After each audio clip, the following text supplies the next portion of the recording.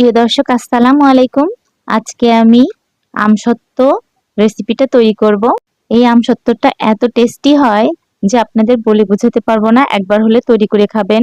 এখানে আমি কাঁচা আম 1 কেজি নিয়েছি। আমগুলো ধুয়ে পরিষ্কার করে কেটে নিয়েছি।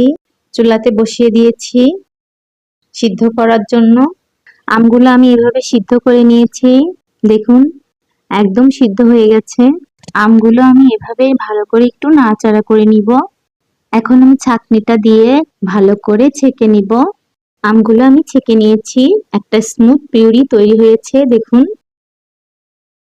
এখন আমি একটু সাদা গোলমরিচের গুঁড়া দিলাম সামান্য পরিমাণে। না হওয়া পর্যন্ত আমি নাড়তেই থাকবো।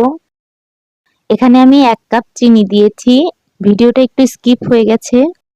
সামান্য পরিমাণে আমি একটু ফুড কালার দিলাম, সবুজ রং।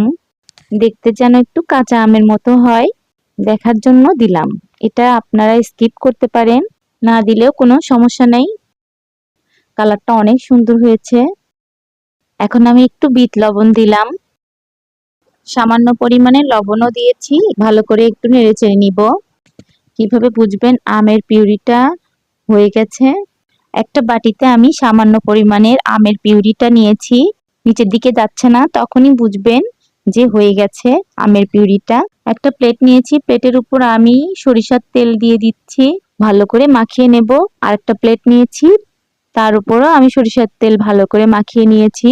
আমের পিউরিটা দিয়ে দিচ্ছি। এখন আমি 2টা প্লেটে আমের পিউরিটা দিয়ে দিলাম। দেখুন, এভাবেই আমি চারিদিকে নেড়েচেড়ে ছড়িয়ে দিব। 2টা প্লেটেই আমি এভাবে ছড়িয়ে দিয়েছি। আমি চুলাতে বসিয়ে দিয়েছি, একদম লো আঁচে শুকিয়ে নেব।